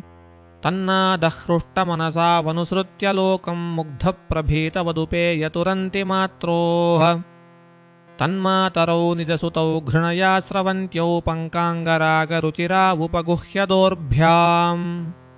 दत्त्वा स्तनं प्रपिबतो स्म मुखं निरीक्ष्य मुग्धस्मिताल्पदशनं ययतुः प्रमोदम्। यर्ह्यागतातिरमणीयकुमारलीलावन्तर्व्रजे तदबलाः प्रगृहीतपुच्छैः वत्सैरितस्तत उभावनुकृष्यमाणौ प्रेक्ष्यन्त्य उत्स्मृतगृहा जगृहुर्हसन्त्यः। शृङ्ग्यग्निदंष्ट्रहि जलद्विजकण्टकेभ्यः क्रीडापरावतिचलौ स्वसुतौ निषेद्धुम् गृह्याणि कर्तुमपि यत्र न तज्जनन्यौ शेकात आपतुरलं मनसो नवस्थाम्। कालेनाल्पेन राजर्षे रामः कृष्णश्च गोकुले अघृष्टजानुभिः पद्भिर्विचक्रमतुरञ्जसा। ततस्तु भगवान् कृष्णो वयस्यैर्व्रजबालकैः सह रामो व्रजस्त्रीणां चिक्रीडे जनयन्मुदम्। कृष्णस्य गोप्यो रुचिरादीनकौमारचापलाः शृण्वन्त्याः किल तन्मातुरिति होचुः समागताः। वत्सान्मुञ्चन् क्वचिदसमयान् क्रोशसञ्जातहासस्तेयं स्वाद्वत्यथदधिपयः कल्पितैस्तेययोगैः। मर्कं भोक्ष्यन् विभजति स चेन्नास्ति भाण्डं भिनत्ति द्रव्यालाभे सुभृशकुपितो यात्युपक्रोश्यतोकान्। हस्ताग्राह्ये रचयति विधिं पीठकोलूखलाद्यैश्छिद्रम् त्यर्निहितवयुने शिक्यभाण्डेषु तद्वत्। ध्वान्तागारे धृतमणिगणं स्वाङ्गमर्थप्रदीपं काले गोप्यो यर्हि गृहकृत्येषु सुव्यग्रचित्ताः। एवं धार्ष्ट्याद्विशति कुरुते मेहनादीनि वास्तौ स्तेयोपायैर्विरचितकृतिः सुप्रतीको यथास्ते। इत्थं स्त्रीभिः सभयनयनः श्रीमुखालोकिनीभिर्व्याख्यातार्थप्रहसितमुखी न ह्युपालब्धुमैच्छत्। एकदा क्रीडमानास्ते रामाद्या गोपबालकाः कृष्णो मृदं भक्षितवानिति मात्रेऽन्यवेदयन्। सा गृहीत्वा करे कृष्णमुपालभ्य हितैषिणी यशोदा भयसम्भ्रान्तप्रेक्षणाक्षमभाषत। कस्मान्मृतमदीनात्मन् भवान् भक्षितवान् रहः वदन्ति तावकाह्येते कुमारास्तेऽग्रजोऽप्ययम्। श्रीकृष्ण उवाच नाहं भक्षितवानम्ब सर्वे मिथ्याभिशंसिनः यदि सत्यगिरस्तर्हि समक्षं पश्य मे मुखम् यद्येवं तर्हि व्यादेहीत्युक्तः स भगवान् हरिः व्यादत्ताव्याहतैश्वर्यः क्रीडा मनुजबालकः सा तत्र ददृशे विश्वं जगत्स्थास्नु च खन्दिशः साद्रिद्वीपाब्धिभूगोलं स वायुवग्नीन्दुतारकम् ज्योतिश्चक्रं जलं तेजो नभस्वर्वियदेव च वैकारिकाणीन्द्रियाणि मनोमात्रागुणास्त्रयः एतद्विचित्रं सहजीवकालस्वभावकर्माशयलिङ्गभेदम् सूनोस्तनौ वीक्ष्य विदारितास्ये व्रजं सहात्मानमवापशङ्काम् किं स्वप्न एतदुत देवमाया किं वा मदीयो बत बुद्धिभेदः अथो अमुष्यापि ममार्भकस्य यः कश्चन उत्पत्तिक आत्मयोगः अदो यथा तन्न वितर्कगोचरं चेतो मनः कर्मवचोभिरञ्जसा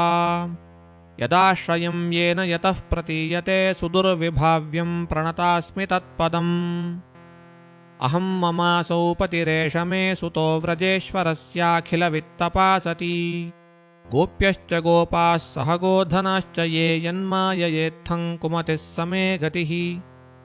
इत्थं विदिततत्त्वायां गोपिकायां स ईश्वरः वैष्णवीं व्यतनोन्मायां प्रजास्नेहमयीं विभुः सद्यो नष्टस्मृतिर्गोपी आरोप्यारोहमात्मजम् प्रवृद्धस्नेहकलिलहृदया सा यथा पुरा त्रय्या चोपनिषद्भिश्च साङ्ख्ययोगैश्च सात्वतैः उपगीयमानमाहात्म्यं हरिं सामन्यतात्मजम्। राजोवाच नन्दः किमकरोद्ब्रह्मन् श्रेय एवं महोदयम् यशोदा च महाभागा पपौ यस्यास्तनं हरिः पितरौ नान्वविन्देतां कृष्णरामार्भके हितम् गायन्त्यद्यापि कवयो यल्लोकशमलापहम्। श्रीशुक उवाच द्रोणो वसूनां प्रवरो धरया सह भार्यया करिष्यमाण आदेशं ब्रह्मणस्तमुवाचः जातयोर्नौ महादेवे भुवि विश्वेश्वरे हरौ भक्तिः स्यात् परमालोके ययाञ्जो दुस्तरन्तरेत् अस्त्वित्युक्तः स एतेन व्रजे द्रोणो महायशाः जज्ञे नन्द इति ख्यातो यशोदासाधराभवत् ततो भक्तिर्भगवति पुत्रभूते जनार्दने दम्पत्योर्नितरामासीद् गोपगोपीषु भारत कृष्णो ब्रह्मण आदेशं सत्यं कर्तुं व्रजे विभुः सह रामो वसंश्चक्रे तेषां प्रीतिं स्वलीलया। श्रीशुक उवाच एकदा गृहदासीषु यशोदानन्दगेहिनी कर्मान्तरनियुक्तासु निर्ममन्थः स्वयं दधि यानि यानीह गीतानि तद्बालचरितानि च दधिनिर्मथने काले स्मरन्ती तान्यगायत क्षौमं वासः पृथुकटितटे बिभ्रति सूत्रनद्धं पुत्रस्नेहश्रुतकुचयुगं जातकं पञ्चसुभ्रूः रज्ज्वाकर्षश्रमभुजचलत्कङ्कणौ कुण्डले च स्विन्नं वक्त्रं कबरविगलन्मालती निर्ममन्थ तां स्तन्यकाम आसाद्य मत्नन्तीं जननीं हरिः गृहीत्वा दधिमन्थानन्यषेधत्प्रीतिमावहन् तमङ्कमारूढमपाययत्स्तनं स्नेहस्नुतं सस्मितमीक्षति मुखम् अतृप्तमुत्सृज्य जवेन साययावुत्सिच्यमाने पयसि त्वधिश्रिते सञ्जातकोपस्फुरितारुणाधरं सन्दश्य दद्भिर्दधिमण्डभाजनम् भित्त्वा मृषाश्रुर्दृशदश्मनारहो जघासहय्यं गवमन्तरं गतः उत्तार्य गोपी सुश्रुतं पयः पुनः प्रविश्य सन्दृश्य च दध्यमत्रकम् भग्नं विलोक्य स्वसुतस्य कर्म तज्जहास तञ्चापि न तत्र पश्यति उलूखलाङ्घ्रेरुपरि व्यवस्थितं मर्काय कामं ददतं यथेप्सितम् हय्यङ्गवञ्चौर्यविशङ्किते क्षणं निरीक्ष्य पश्चात् सुतमागमच्छनैः तामात्तयष्टिं प्रसमीक्ष्य सत्वरस्ततो वरुह्याभिससारभीतवत् गोप्यन्वधावन्न यमास योगिनां क्षमं प्रवेष्टुं तपसेरितं मनः अन्वञ्चमाना जननी बृहच्चलच्छ्रोणीभराक्रान्तगतिः सुमध्यमा जवेन विभ्रंशितकेशबन्धनच्युतप्रसूनानुगतिः परामृशत् कृतागसन्तं प्ररुदन्तमक्षिणीकषन्तमञ्जन्मषिणी स्वपाणिना उद्वीक्षमाणं भयविह्वलेक्षणं हस्ते गृहीत्वाभिषयन्त्यवागुरत् त्यक्त्वा यष्टिं सुतं भीतं विज्ञायार्भकवत्सला इयेष किल तं बन्धुं दाम्ना तद्वीर्यकोविदा न चान्तर्न बहिर्यस्य न पूर्वन्नापि चापरम् पूर्वापरं बहिश्चान्तर्जगतो यो जगन्मयः तं मत्वार्भकमव्यक्तं मर्त्यलिङ्गमधोक्षजम्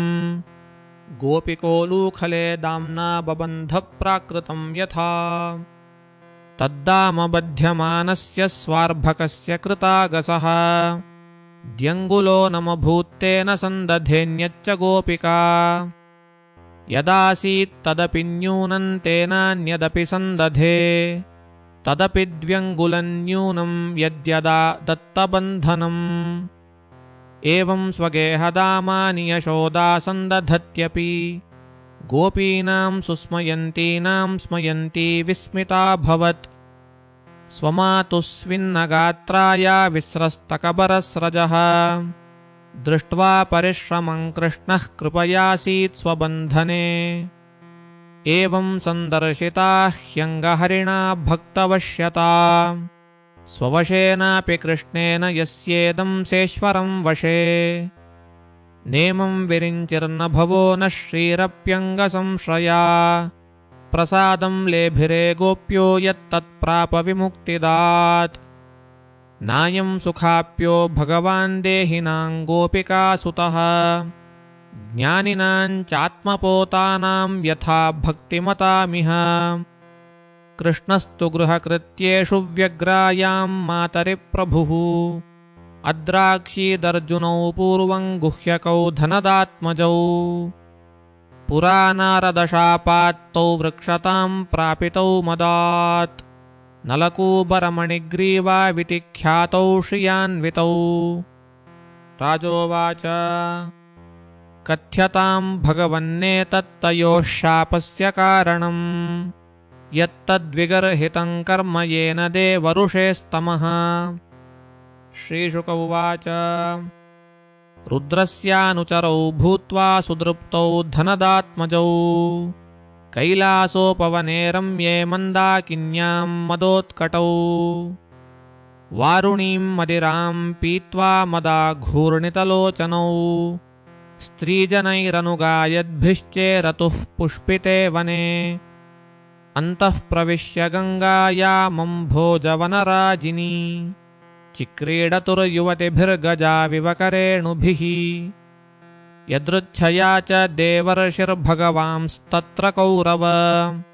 अपश्यन्नारदो देवौ क्षीबाणौ समबुध्यत तं दृष्ट्वा व्रीडिता देव्यो विवस्त्राः शापशङ्किताः वासांसि पर्यधुः शीघ्रं विवस्त्रौ नैव गुह्यकौ तौ दृष्ट्वा मदिरामत्तौ श्रीमदान्धौ सुरात्मजौ तयोरनुग्रहार्थाय शापं दास्यन्निदं जगौ नारद उवाच न ह्यन्यो जुषतो जोष्याद्बुद्धिभ्रंशो रजो गुणः श्रीमदादभिजात्यादेर्यत्र स्त्रीद्यूतमासवम् हन्यन्ते पशवो यत्र निर्दयैरजितात्मभिः मन्यमानैरिमं देहमजरामृत्युनश्वरम् देवसन्नितमप्यन्ते कृमिविड्भस्मसन्नितम्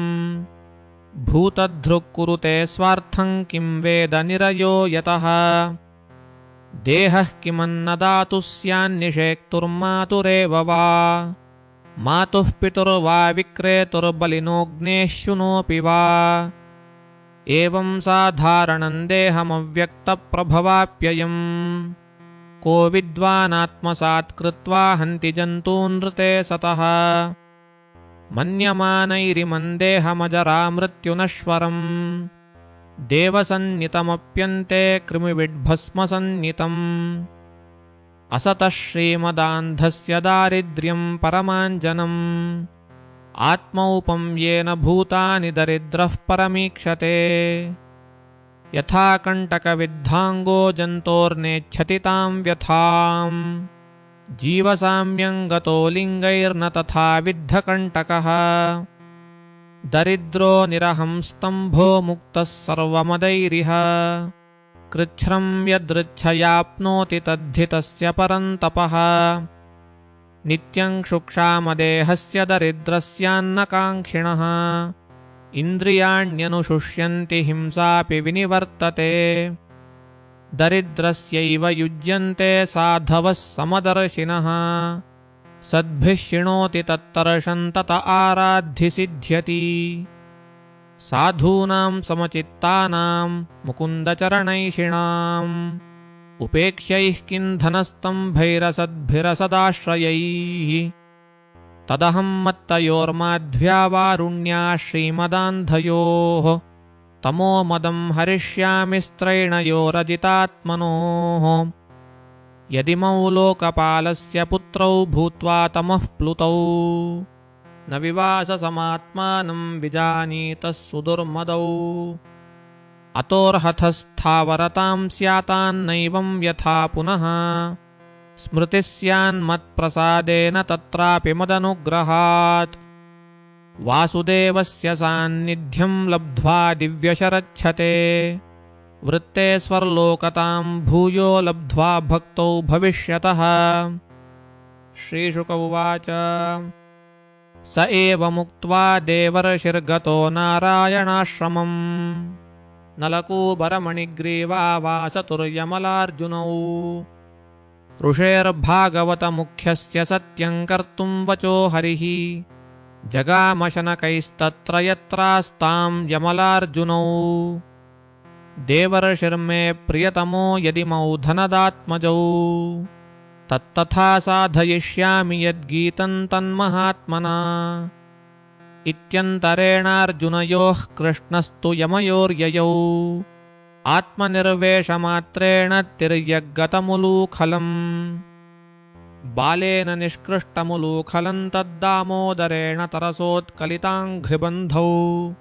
निष्पेततुः पवनविक्रमितातिवेलस्कन्धप्रवालविटपौ कृतचण्डशब्दौ तत्र श्रिया परमया ककुभस्फुरन्तौ सिद्धावुपेत्य कुजयोरिव जातवेदौ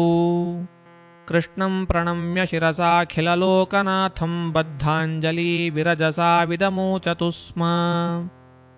यक्षावूचतुः कृष्ण कृष्ण महायोगिन् त्वमाद्यः पुरुषः परः व्यक्ताव्यक्तमिदं विश्वं रूपं ते ब्राह्मणा विदुः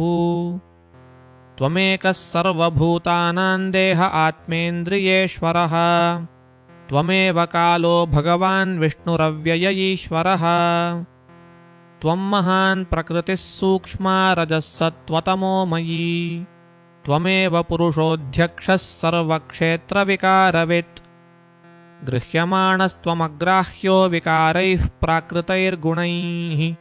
कोऽन्विहार्हति विज्ञातुं प्राक्सिद्धं गुणसंस्थितेः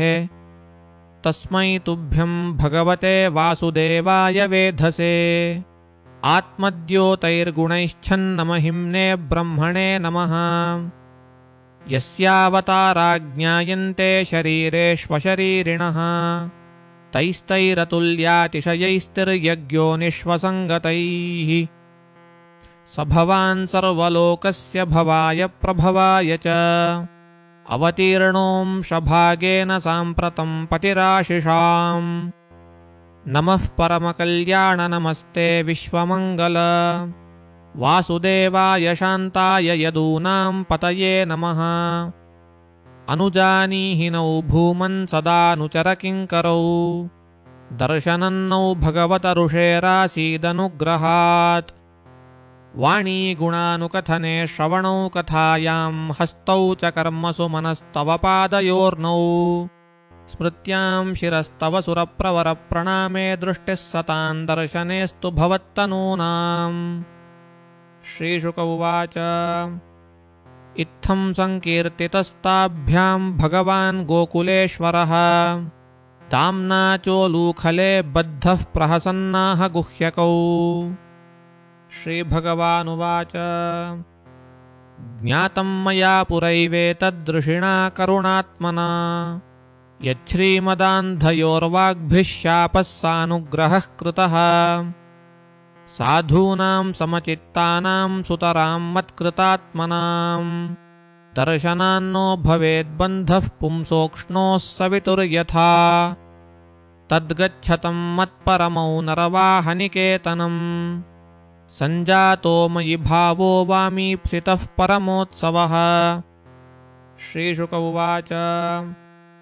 इत्युक्तौ तौ परिक्रम्य प्रणम्य च पुनः पुनः बद्धोलूखलमामन्त्र्य जग्मतुर्दिशमुत्तराम्। श्रीशुक उवाच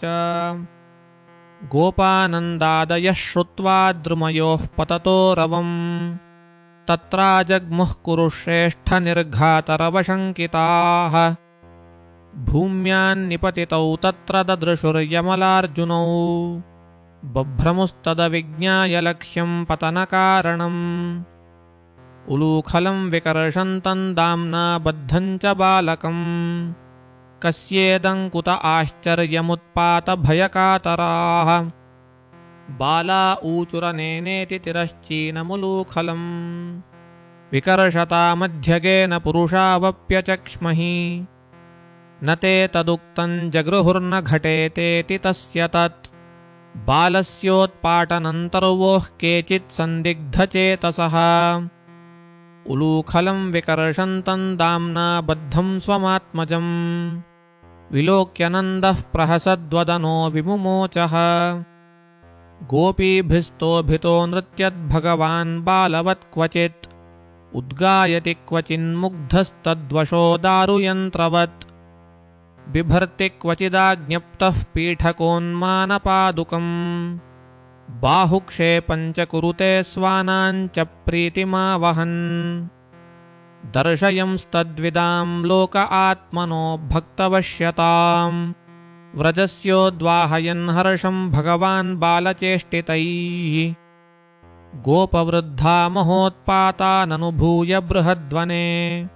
नन्दादयः समागम्य व्रजकार्यमचिन्तयन्। तत्रोपानन्दनामाह गोपो ज्ञानवयोधिकः देशकालार्थतत्त्वज्ञः प्रियकृद्रामकृष्णयोः। उत्थातव्यमितोऽस्माभिर्गोकुलस्य हितैषिभिः आयान्त्यत्र महोत्पाताः प्रजानान्नाशहेतवः। मुक्तः कथञ्चिद्राक्षस्या बालघ्न्या बालकोऽप्यसौ हरेरनुग्रहान्नूनमनश्चोपरि नापतत्। चक्रवातेन नीतोऽयं दैत्येन वियदूह्यता शिलायां पातितस्तत्र परित्रातः सुरेश्वरैः। यन्नं म्रियेतद्रुमयोरन्तरं प्राप्य बालकः असावन्यतमो वापि तच्चाप्यच्युतरक्षणम्। यावदौत्पातिकोरिष्टो व्रजन्नाभिभवेदितः तावद्बालानुपादाय यास्यामोऽद्यैव सानुगाः। वनं वृन्दावनं नाम पशव्यन्नवकाननम् गोपगोपीगवां सेव्यं पुण्याद्रितृणवीरुधम्। तत्तत्राद्यैव यास्यामः शकटान् युन्ध्वमाचिरम् गोधनान्यग्रतो यान्तु भवतां यदि रोचते। तच्छ्रुत्वैकधियो गोपाः सर्वे नन्दपुरोगमाः उपनन्दवचो राजन् प्रतिनन्द्य गृहाण्ययुः। सरित्तीरगतं कृष्णं भग्नार्जुनमथाह्वयत् रामञ्च रोहिणी देवी क्रीडन्तौ बालकैर्भृशम् नोपेयातां यदाहूतौ क्रीडासङ्गेन पुत्रकौ यशोदां प्रेषयामास रोहिणी पुत्रवत्सला क्रीडन्तं स्वसुतं बालमतिवेलं सहाग्रजम् यशोदा जोहवीद्वीक्ष्य पुत्रस्नेहस्नुतस्तनी कृष्णकृष्णारविन्दाक्षतातयेहि स्तनं पिब अलं विहारैः क्षुत्क्षान्तस्तद्भवान् भोक्तुमर्हति हे रामागच्छताताशु सानुजः कुलनन्दन प्रातरेव कृताहारः क्रीडाश्रान्तोऽसि पुत्रक प्रतीक्षते त्वान्दाशार्हो भोक्ष्यमाणो व्रजाधिपः एह्यावयोः प्रियं देहि स्वगृहान् यान्तु बालकाः जन्मर्क्षन्तेद्य भविता विप्रेभ्यो देहिगाः शुचिः धूलिधूसरिताङ्गस्त्वन्तातमज्जनमावह पश्य पश्य वयस्यांस्ते मातृमृष्टान् स्वलङ्कृतान्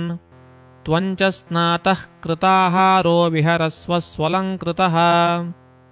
इत्थं यशोदा तमशेषशेखरं मत्वा सुतं स्नेहनिबद्धधीर्नृप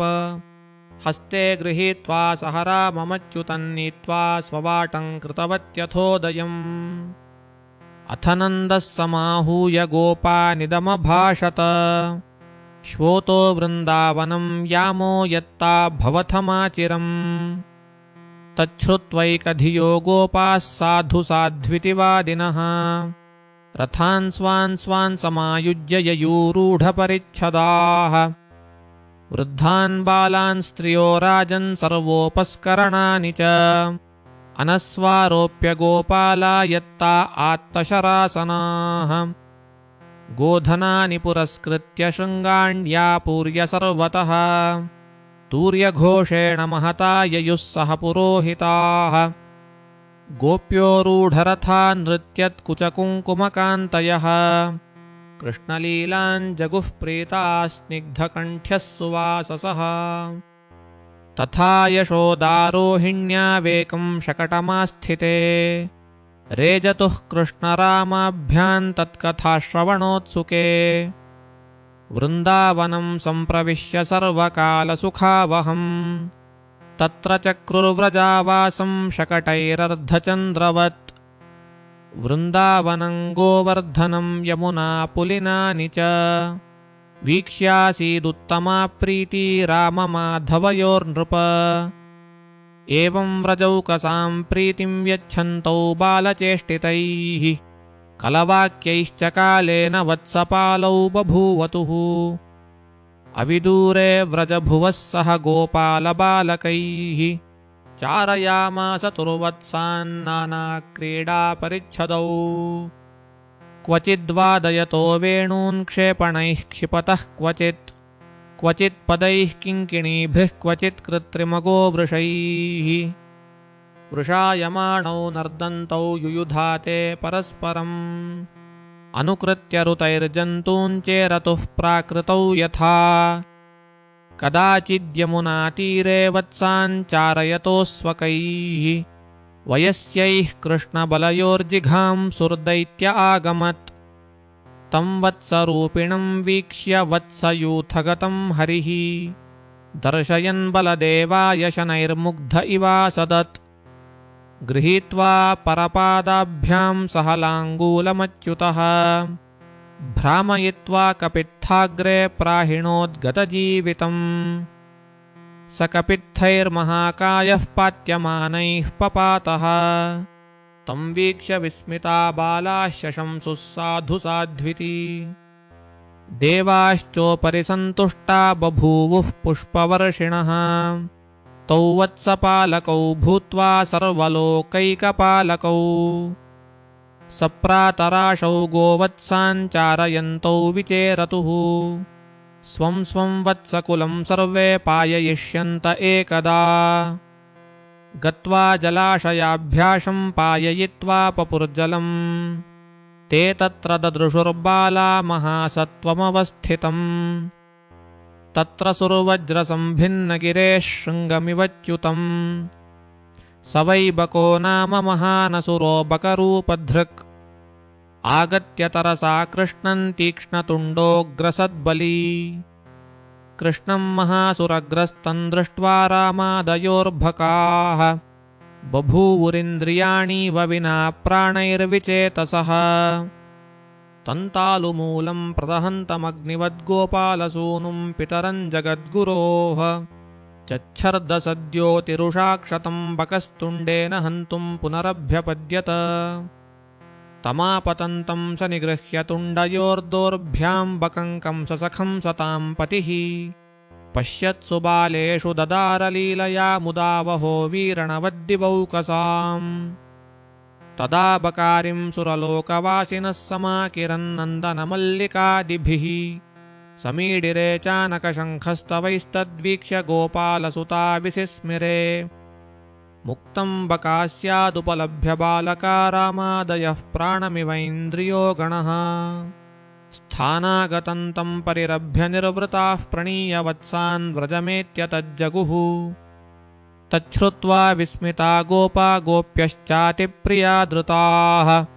प्रेत्यागतमिवौत्सुक्यादैक्षन्ततृषिते क्षणाः अहो बतास्य बालस्य बहवो मृत्यवो भवन् अप्यासीद्विप्रियन्तेषां कृतं पूर्वं यतो भयम् अथाप्यभिभवन्त्येनन्नह्येते घोरदर्शनाः जिघांसयैनमासाद्य नश्यन्त्यग्नौ पतङ्गवत् अहो ब्रह्मविदां वाचो नासत्याः सन्ति कर्हिचित् गर्गो यदाह भगवानन्वभावि तथैव तत् इति नन्दादयो गोपा रामकृष्णकथां मुदा कुर्वन्तो रममाणाश्च नाविन्दन् भववेदनाम् एवं विहारैः कौमारैः कौमारं जहतुर्व्रजे निलायनैः सेतुबन्धैर्मर्कटोत्प्लवनादिभिः श्रीशुक उवाच ततश्च पौगण्डवयः श्रितौ व्रजे बभूवतुस्तौ पशुपालसम्मतौ गाश्चारयन्तौ सखिभिः समं पदैर्वृन्दावनं पुण्यमतीव चक्रतुः तन्माधवो वेणुमुदीरयन् वृतो गोपैर्गृणद्भिः स्वयशो बलान्वितः पशून् पुरस्कृत्य पशव्यमाविशद्विहर्तुकामः कुसुमाकरं वनम् तन्मञ्जुघोषालिमृगद्विजाकुलं महन्मनः प्रख्यपयः सरस्वता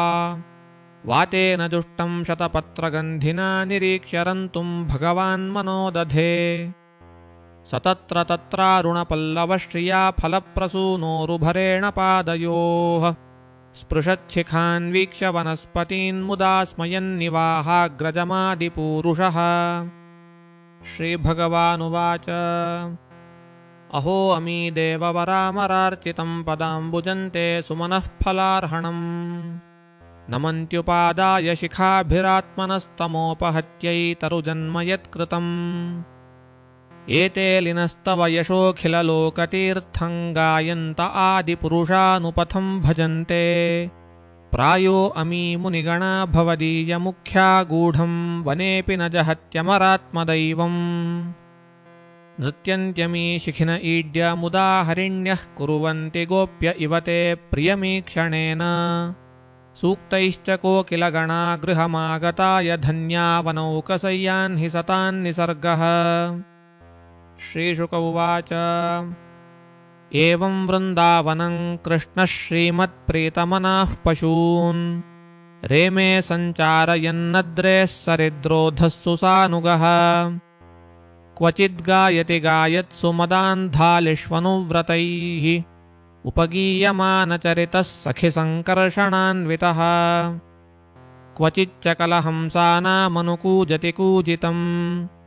अभिनृत्यति नृत्यन्तं बर्हिणं हासयं क्वचित् मेघगम्भीरया वाचा नामभिर्दूरगान् पशून् क्वचिदाह्वयति प्रीत्या गोगोपालमनोज्ञया चकोरक्रौञ्च चक्राह्वभारद्वाजालिबर्हिणाम् अनुरौति स्म सत्त्वानां भीतवद्व्याघ्रसिंहयोः क्वचित् क्रीडा परिश्रान्तं गोपोत्सङ्गोपबर्हणम् स्वयं विश्रामयत्यार्यं पादसंवाहनादिभिः नृत्यतो गायतो वापि वल्गतो युध्यतो मिथः गृहीतहस्तौ गोपालान् हसन्तौ प्रशशंसतुः क्वचित् पल्लवतल्पेषु नियुद्धश्रमकर्षितः वृक्षमूलाश्रयश्येते गोपोत्सङ्गोपबर्हणः पादसंवाहनं चक्रुः केचित् तस्य महात्मनः अपरे हतपाप्मानो व्यजनैः समवीजयन् अन्ये तदनुरूपाणि मनोज्ञानि महात्मनः गायन्ति स्म महाराजस्नेहक्लिन्नधियः शनैः एवं निगूढात्ममतिस्वमायया गोपात्मजत्वं चरितैर्विडम्बयन् रेमे रमालालितपादपल्लवो ग्राम्यैः समं ग्राम्यवदीशचेष्टितम् धन्येयमद्य धरणी तृणवीरुधस्तत्पादस्पृशो द्रुमलताः करजाभिमृष्टाः नद्योद्रयः खगमृगाः सदयावलोकैर्गोप्योऽन्तरेण भुजयोरपि यत्स्पृहा श्रीः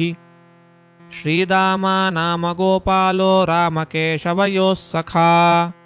सुबलाशोककृष्णाद्यान् गोपान् प्रेम्णेदमब्रवीत् राम राम महासत्त्वकृष्णदुष्टनिबर्हण इतो विदूरे सुमहद्वनन्तालालिसङ्कुलम् फलानि तत्र भूरीणि पतन्ति पतितानि च सन्ति किन्त्ववरुद्धानि धेनुकेन दुरात्मना सोऽतितीव्रोऽसुरो रामहे कृष्णखररूपधृक् आत्मतुल्यबलैरन्यैर्ज्ञातिभिर्बहुभिर्वृतः तस्मात् कृतनराहाराद्भीतैर्नृभिरमित्रहन् न सेव्यते पशुगणैः पक्षिसङ्घैर्विवर्जितम् विद्यन्ते भुक्तपूर्वाणि फलानि सुरभीणि च एष वै सुरभिर्गन्धो विषूचीनो विगृह्यते प्रयच्छतानि नः कृष्णगन्धलोभितचेतसाम् वाञ्छासीन्महती रामगम्यतां यदि रोचते एवं सुहृद्वचः श्रुत्वा सुहृत्प्रियचिकीर्षया प्रहस्य जग्मतुर्गोपैर्वृतन्तालवनं प्रभू बलः प्रविश्य बाहुभ्यां तालान् सम्परिकम्पयन् फलानि पातयामास मतङ्गज इवौजसा फलानां पततां शब्दं निशम्यासुररासभः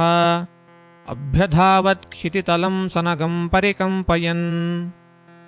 समेत्य तरसावृत्य द्वाभ्यां पद्भ्यां बलं बली निहत्यो रसिका शब्दं मुञ्चन् पर्यचरद्बलम् पुनरासाद्य संरब्ध उपक्रोष्टुं पराक् स्थितः चरणावपरौ राजन्बलाय प्राहिणोदृशा सतं गृहीत्वाथ पदोर्भ्रामयित्वैकपाणिना चिक्षेपतृणराजाग्रे ब्राह्मणत्यक्तजीवितम् तेनाहतो महातालः पतमानो बृहच्छिराः पार्श्वस्थं कम्पयन् भग्नः स चान्यं सोऽपि चापरम् बलस्य लीलयोत्सृष्टखरदेहहताहताः तालाश्च कम्पिरे सर्वे महावातेरिता इव नैतच्चित्रं भगवति ह्यनन्ते जगदीश्वरे ओतप्रोतमिदं यस्मिन् तन्तुष्वङ्ग यथा पटः ततः कृष्णं च रामं च ज्ञातयो धेनुकस्य ये क्रोष्टारोभ्यद्रवन् सर्वे संरब्धा हतबान्धवाः तांस्तानापततः कृष्णो रामश्च नृपलीलया गृहीतपश्चाच्चरणान् प्राहिणोत्तृणराजसु फलप्रकरसङ्कीर्णा दैत्यदेहैर्गता सुभिः रराजभूः सतालाग्रैर्घनैरिव नभस्थलम् तयोस्तत्सुमहत्कर्म निशाम्य विबुधादयः मुमुचुः पुष्पवर्षाणि चक्रुर्वाद्यानि तुष्टुवुः अथ तालफलान्यादन्मनुष्या गतसाध्वसाः तृणं च पशवश्चेरुर्हतधेनुककानने कृष्णः कमलपत्राक्षः पुण्यश्रवणकीर्तनः स्तूयमानोऽनुगैर्गोपैः साग्रजो व्रजमाव्रजत् तङ्गोरजश्छुरितकुन्तलबद्धबर्हवन्यप्रसूनरुचिरे क्षणचारुहासम् वेणुङ्क्वणन्तमनुगैरुपगीतकीर्तिं गोप्यो दिरक्षितदृशोऽभ्यगमन् समेताः पीत्वा मुकुन्दमुखसारघमक्षिभृङ्गैस्तापञ्जहुर्विरहजं व्रजयोषितोऽह्नि तत्सत्कृतिं समधिगम्य विवेशगोष्ठं सव्रीडहासविगमो यदपाङ्गमोक्षः तदा यशोदारोहिण्यौ पुत्रयोः पुत्रवत्सले यथाकालं यथाकामं व्यधत्तां परमाशिषः विगताध्वश्रमौ तत्र मज्जनोन्मर्दनादिभिः नीवीं वसित्वा रुचिरान् दिव्यस्रग्गन्धमण्डितौ जनन्युपहृतं प्राश्यस्वाद्वन्नमुपलालितौ संविश्य मृदुशय्यायां सुखं सुषुपतुर्व्रजे एवं स भगवान् कृष्णो वृन्दावनचरः क्वचित् ययौ राममृते राजन् कालिन्दीं सखिभिर्वृतः